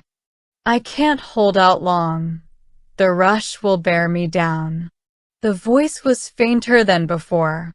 Horace drew Raphael's mantle from his shoulders. He tore from it strip after strip. He could think of no other means of saving the perishing man. With fingers which trembled with nervous haste, he proceeded to tie together these unmanageable substitutes for a rope. Tightly, he knotted them and tried each knot, for the awful consequences, were a single one to give way, were too terrible to think of. His movements were quickened by the horrible dread that he would see Enrico, exhausted and despairing, whirled down to certain death at the very moment when deliverance appeared at hand. "Haste, or I'm lost," cried the voice from the fall. Horace was engaged in fastening one end of his improvised rope round a tree which bent over the cataract. The stem was so slender that he almost feared lest its roots should give way with the strain which would be upon it, but there was no other tree sufficiently close to the edge to serve his purpose. "Now," exclaimed Horace, as he flung the thick knotted rope towards the spot where the indistinctly seen form of Enrico broke the long line of foam. At that moment a cloud passed over the moon, which had till then been shining in untroubled brightness. "Where is it? I can't find it," cried Enrico in a tone of anguish. Horace's interest rose to agony. He had done all that he could do. He had strained every nerve. He had now nothing left but the means of prayer. Fervently, he prayed for light, light on the fearful, the fatal darkness. Like a film the cloud rolled away. He looked down, almost fearing to look. Enrico was still clinging below. "I see it, but I can't reach it," shrieked the miserable man. The dark line of the rope lay on the foam just beyond his outstretched hand. Horace was almost in despair. He had no power to throw it nearer. The current of the waters was gradually drawing the life rope further away from their victim. "Make a spring at it," exclaimed Horace, and shuddered at his own words, lest Enrico should obey, miss the rope, and be dashed to pieces down the fall. "He has done it." "Oh, merciful heaven," gasped the youth, almost faint with extreme excitement. Hold on for your life." And with a strength beyond his years, a strength which seemed to be superhuman, Horace, throwing his whole weight on the upper end of the rope, drew it hand over hand towards him. He was in momentary dread of feeling it suddenly become light from the yielding of a knot, or from the numbed hands below giving up their desperate grasp. He was not without an undefined sense of terror lest he should be overbalanced himself, and instead of saving Enrico, be dashed with him over the abyss. Not even when Horace had passed Marco in safety had he experienced a feeling of relief so intense as when Enrico's dripping head appeared above the fall, and, a moment after, with a tremendous effort, he swung himself on the bank. "Thank God! Oh, thank God!" exclaimed Horace. Enrico lay motionless, senseless. His failing powers had been concentrated on that one effort, and he swooned as soon as it had been made. Horace did all that he could to fan the flickering spark of life. He first dragged Enrico a few paces from the edge, for in that moment of dizzy horror, he could not disconnect nearness to the Cascata della Morte from the idea of danger. He longed to get beyond hearing of its roar. He then removed part of the clothes of the half-drowned man, which were torn, saturated, and dripping with water. He chafed Enrico's limbs, breathed on his lips, tried to impart warmth to the bruised and benumbed frame. He wrung the water from the long black hair which hung in tangled strands over the ghastly face, which even in its senselessness retained a look of distress which told of the agony of the late struggle for life. While Horace is thus engaged, I will relate how Enrico had come into the strange and fearful position from which he had been thus wonderfully rescued. Slipping on the rough tree bridge and losing his balance, Enrico had fallen into the stream, struggling in vain with the current, and had been, as Marco had described, borne onward to the edge of the cataract. In vain had he attempted to catch at the reeds of grasses near. In vain he had shrieked for help. He had been whirled on, and then over in that awful plunge which involved almost inevitable destruction. From the center of the rock wall that backed the cataract, and not very far from the summit, jutted out small fragment of crag, round and over which the furious waters had for centuries dashed, bearing away articles of the solid stone by ceaseless wear, yet leaving a tooth-like projection, only visible when the flood was not full, though its opposition always whirled the spray in wider circles from that spot. On this projection the unfortunate Enrico was dashed, stunned, and bruised. Caught by his clothes, he had been suspended for some minutes in an almost unconscious state, unable even to utter a cry. He revived, indeed, but only to become aware of the full horrors of his situation. His eyes being, from his position, turned below, He beheld the awful depth down which he expected every moment to be hurled, as the fierce hissing waters, with unceasing flow, seemed like merciless enemies determined to tear him down, to wrench him away from the one little point of refuge afforded by the projecting crag to which he now wildly clung. Enrico's soul sickened, his brain reeled. The din of the torrent rushing, rolling, roaring, above, below, almost maddened the wretched man.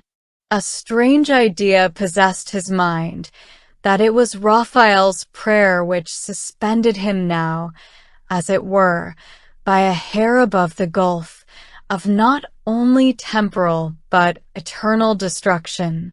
If Raphael should cease, even for a moment, to pray, the half-frenzied Enrico believed that the waters would have their wild will and bear him crashing down to perdition, swathed in the white shroud of their foam. Thus passed the fearful time till brief twilight deepened into night.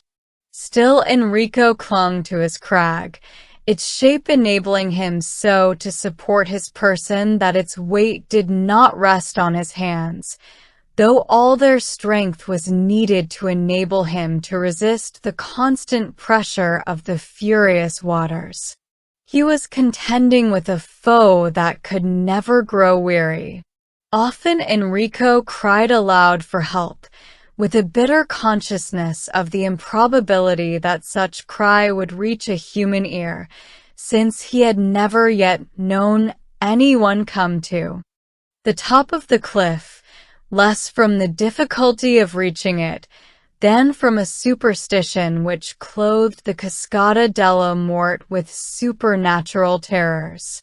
The forest path, indeed, was not far distant, but it was lonely and wild, and never trodden save by members of the band. It seemed to Enrico as if the din which perpetually roared in his ears completely drowned the sound of his voice. He could hardly hear it himself. How could it reach a distant ear? The robber had become calmer, though not less wretched. His mind now reverted to the past. Each event of his life, every error, every sin, seemed to rise up before him distinct as the white spray in the moonlight, hissed in his ears with the roar of the fall. Had not his position for years been imaged by his position now? Carried away by his passions as by the flood, hurled over the brink of crime in full rapid career towards endless ruin, yet caught, suspended, restrained, as it were, by the prayers, entreaties, example of one who remained amid the whirl, the rack, and the rush, yet unshaken and firm as the crag. In that hour of extremest peril, the sinner's cry arose to his God. Raphael had spoken of mercy. Might not that mercy be extended even unto him, not perhaps to save him from impending death, but from the more fearful death of the soul? Words that his brother had read from the scriptures flashed back on the mind of Enrico. He is able also to save them to the uttermost that come unto God by him. The drowning soul clung to that truth, even as the numbed hands clung to the rock. Enrico knew the utter impossibility now of saving himself. He felt that he deserved no mercy from an offended God, but there was one who could save to the uttermost, one who had died to save, one who could draw him yet out of the horrible pit and set his feet on a rock and order his goings. While thus hanging, as it were, between earth and heaven, Enrico heard the call of Horus. He doubted not for a moment that the Almighty had sent his brother to his aid. When the rope of knotted strips was thrown down the cascade, it seemed to the poor penitent as an emblem of heavenly hope. Then sudden darkness hid it from his view, and in vain his hand groped in the chill waters to find it. The gloom of despair seemed to settle on his soul. The cloud rolled away, and the straining eyes of Enrico beheld the rope once again. He sought to grasp it and failed. Was it that mercy, even the mercy held out to all contrite sinners, was not to be reached by him, that he who for so long had tried the patience of a long-suffering God was to perish at last even in sight of the means of salvation? Raphael is praying, and I will hope, thought the struggling sufferer, and when Horace shouted down the direction to spring, "Raphael bids me, I obey," was the reflection which nerved him for the one desperate leap upon which he staked his existence.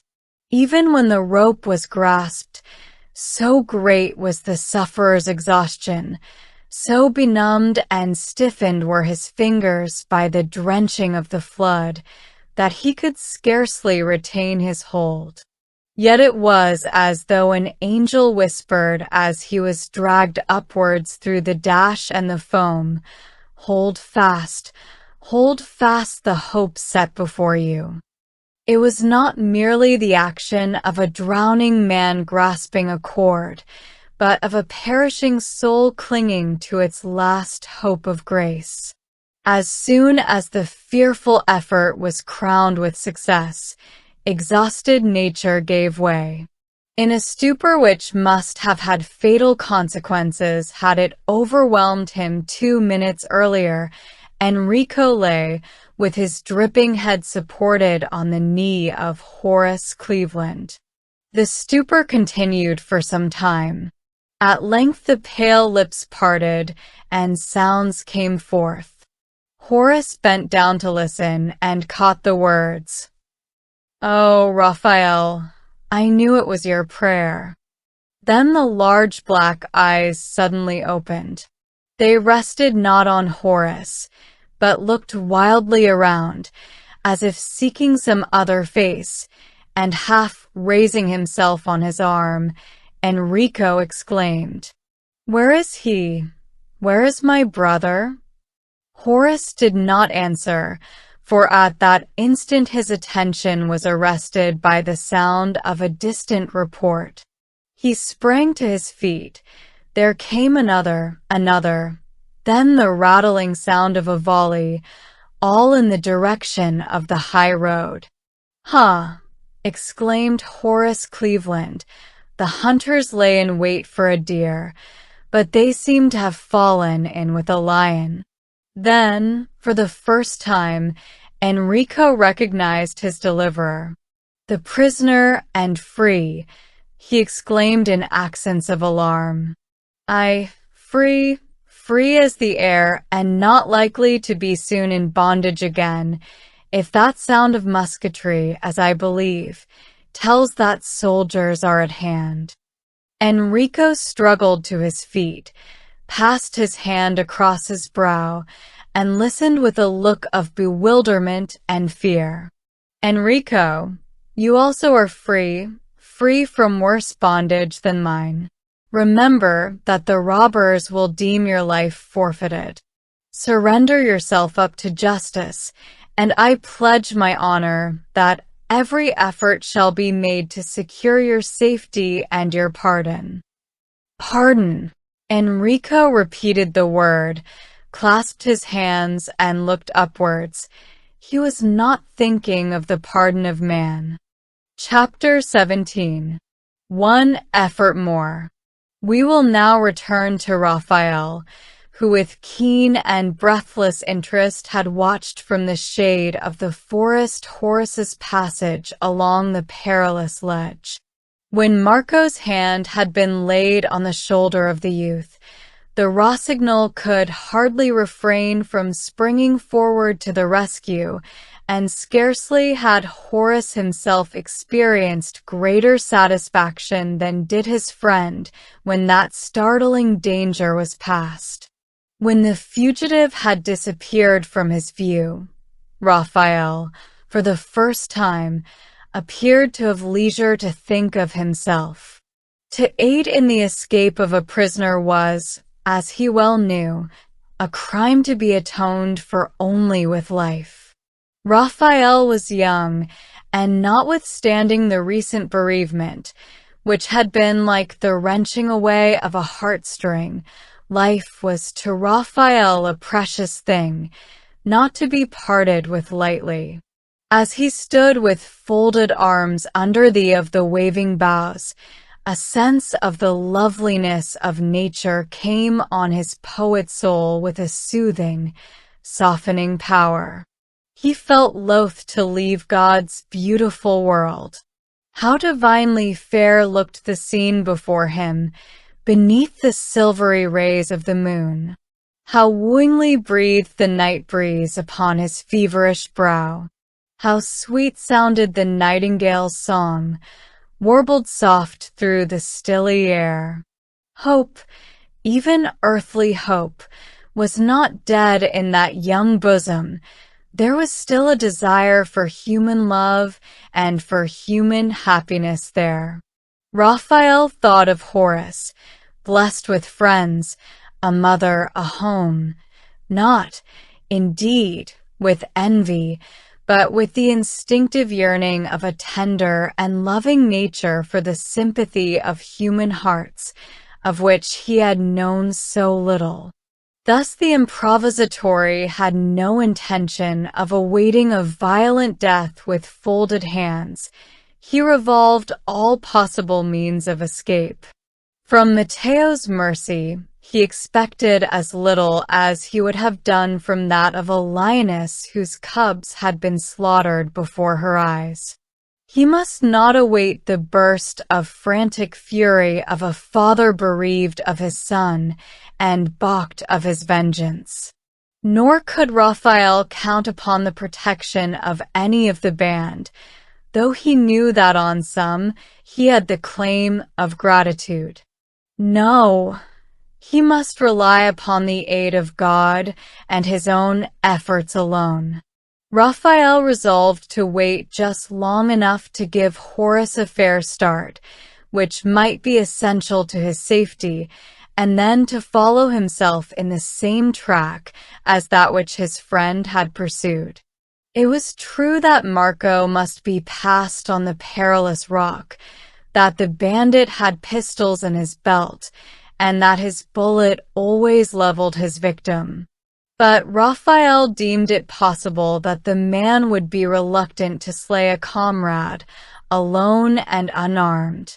Marco was savage, ignorant, blinded by superstition, a fanatic who regarded murder itself as a venial offense compared with heresy, but he was not so utterly hardened and depraved as were Matteo and Beppo. The fate of Enrico had seemed somewhat to move even his rugged nature. At all events, Raphael felt that of two dangers the lesser one was to be chosen. Better to try the chance of passing Marco than to await the return of Matteo and his gang. After recommending himself to the protection of his heavenly Father, in submission to the divine will, whatever that will might appoint, the young Italian quitted the shrouding shade, and with a firm step advanced towards the sentinel, whose eyes were at that moment turned in an opposite direction. Raphael had, as we have seen, divested himself both of hat and mantle. His face was calm, but very pale, the expression that of a man who knows that he is facing death, but who has nerved himself to face it without flinching. The mass of rich dark hair thrown back from his high, pale forehead fell almost to his shoulders, damp with the dews of night. Marco was repeating an Ave for the soul of the miserable Enrico when, chancing to turn round, he suddenly beheld the tall figure approaching him in the moonlight, bareheaded, in its spirit-like stillness and calmness, with the gaze of its large, thoughtful eyes riveted on his own. It came along the path by which, not an hour before, he believed that Raphael had passed. The Rossignol marveled to see the fear which he was wrestling down in his own heart suddenly transferred to the man before him. Marco's eyes dilated, his lips parted, his very hair seemed to rise from his head. He crossed himself with a trembling hand, moved backwards step by step as Raphael Goldoni drew nearer, but staring at him still, like the hare fascinated by the gaze of the serpent. At last with a cry, "Il suo spirito." It is his ghost. The strong man actually turned and fled, overpowered by superstitious terrors. Then Raphael knew the cause of that before inexplicable alarm which his presence had inspired, and with thankfulness for the path thus cleared for him which he could never have reckoned, came a bitter pang of remembrance, as he thought on his brother, loved and lost. There appeared to be as little cause to doubt the death of Enrico as there would have been had he been dashed over the falls of Niagara. No human foresight could have calculated upon the singular accident to which he owed his almost miraculous preservation. Scarcely had the Rossignol entered the wood on the further side of the pass, with a feeling of deep melancholy as he approached the scene of his brother's fall, when he was startled, as Horace had been, by the sound of distant firing. It was evident that Matteo and his ruffian band had lighted on no despicable foe, that they were engaged in a desperate struggle with those who would claim blood for blood and life for life. Raphael and Horace little guessed that a timid, delicate woman, foiled in her efforts to save her son in one way, had attempted another, with the energy given by desperation to maternal love. There had been a carriage and a lady within it. There had been postilions and outriders. The appearance of the equipage had been such as to awake cupidity, but not arouse alarm. But the banditti were soon to find out that the hands which held bridles were such as had been accustomed to grasp the sword. The luggage on the carriage consisted of sabers and carbines, and the travelers within it, save one, were soldiers chosen for courage and strength. Gold had, indeed, been lavished with unsparing hand by the almost despairing mother, and now, notwithstanding constitutional nervousness and delicacy of frame, Mrs. Cleveland risked her own life amidst clashing steel and flying bullets in order to lure from their secret fastness and draw within reach of the arm of justice those who in perilous captivity held her only son. What was the result of the conflict we shall hear in the following chapter. Chapter 18. Victory. Onward, onward. Now or never must we make a struggle for freedom, exclaimed Horace. If your strength fail you, Enrico, lean upon me. This is no time for giving way to weariness, and as for hesitation and doubt, the firing has ceased, gasped Enrico. We know not who are the victors.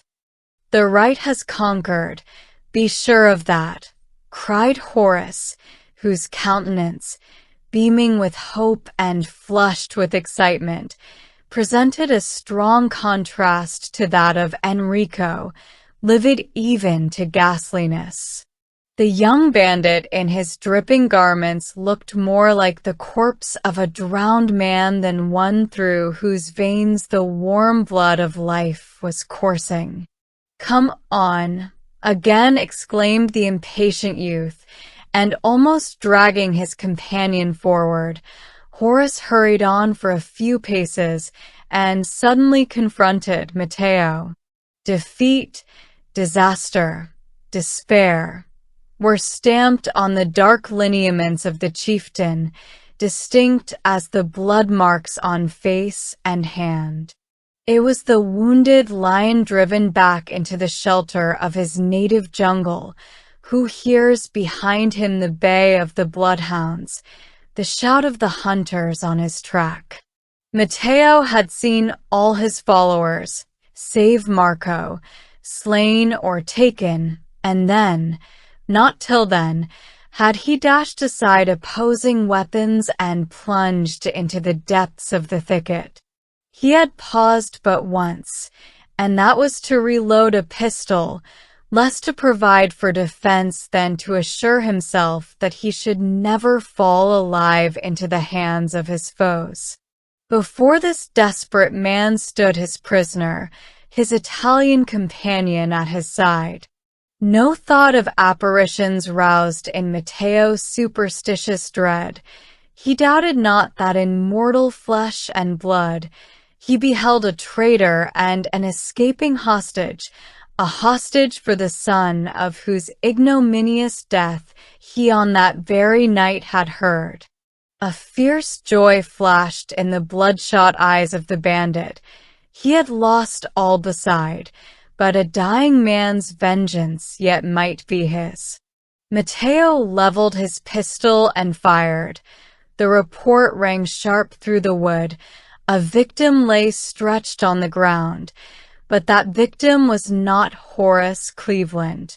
Raphael had reached the spot at that crisis only in time to throw himself in front of his friend and receive in his own bosom the bullet destined for another.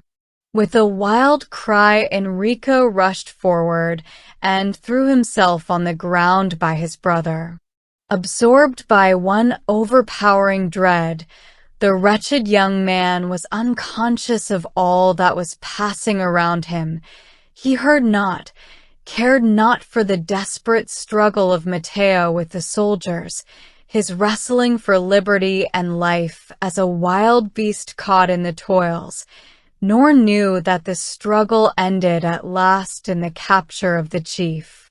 Enrico heard not, cared not for the sobs of delight with which a mother embraced a rescued son, nor knew the deep sympathy with which both Mrs. Cleveland and Horace now bent over Raphael.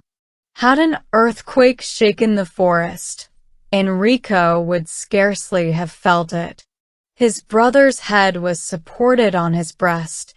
The expression of the features was serene and painless, the heavy eyelids closed, and the long dark lashes resting on the colorless cheek. Raphael, my brother, look at me, speak to me. This is not, it cannot be death. One word, if it be of reproach, one look, were it even in anger. Tell me that I have not this night been rescued from the jaws of death, that I have not been saved from the whelming waters to be plunged in darker depths of wretchedness. The young man sobbed aloud in the anguish of his soul. His nerves had been completely unstrung by the events of the last few hours. His mind was crushed by the consciousness that it had been his guilt that had led to the ruin of his brother. He bleeds but little. He will revive, exclaimed Horace. I will bring water. And he hurried away towards the stream. Briny drops were fast falling on the face of Raphael, but they seemed to have no power to arouse him. "O God," have mercy upon me. O God, spare my brother. Let him not perish through my sin. I will submit to thy will in all things. I will not murmur. I will not rebel. Only spare this one precious life. It was the wrestling, agonizing prayer bursting from a broken and contrite heart. See, his lips move, exclaimed Horace, who had just sprinkled water over the face of the dying man. Faint sounds came forth, soft and melodious still, from those tuneful lips so soon to be silenced in death. Even Enrico hushed his wild grief to listen. Low but distinct were the words. Joy cometh in the morning. See, it is brightening in the east. Darkness is passing away, and forever. Raphael, do you know me? Faltered Horace, as he knelt beside the rossignol and pressed his icy hand in his own. Raphael did not answer the question. The spirit fluttering on the confines of a world of light seemed already to feel the eternal sunshine on its wings. The large dark eyes slowly unclosed, but their gaze was fixed upwards, as if they beheld the vision of glories hidden from mortal eyes. It is over, he murmured. All is over. The struggle, the battle is past. More than conqueror, through him, only through him who loved me. Marino, thou art there to welcome me, the palm in thy hand, the glory round thy brow. I knew our parting would not be for long. See the angel faces bending from the clouds. They are waiting there to receive me. Light is streaming from the golden gate. Oh, stay me not, I must go. He must not die and leave me, gasped Enrico. Raphael, live, if it be but to guide me, to teach me how to wrestle with my sins, to lead me, even me, to the Savior. Raphael turned his eyes upon his brother with a sudden look of joyful recognition. Enrico, saved, he exclaimed. Yes, saved from destruction of body and soul, saved to be. My joy and crown of rejoicing, cried the dying man, the radiance of unearthly rapture lighting up his fading features. Oh, my God, I thank thee, I bless thee.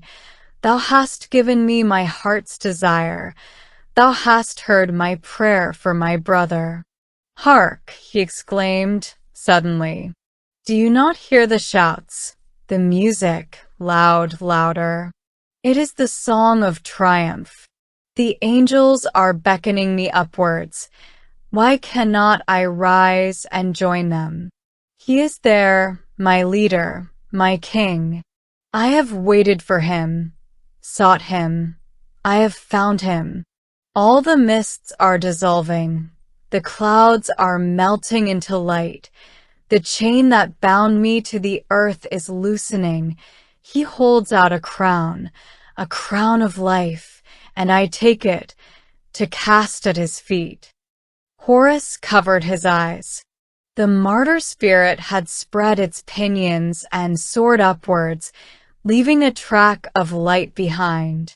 Asterisk, asterisk, asterisk, asterisk, asterisk, asterisk, asterisk. A full pardon for Enrico was ere long procured from the King of Naples. It was granted partly on account of the services of his father, partly because of the earnest pleadings of the Clevelands, who thus sought to repay some portion of the deep debt which they owed his brother. The death of Raphael Goldoni had affected more than his life, more abiding influence upon them when they thought of him as one of the starry host, raised to glitter forever in the cloudless heaven above.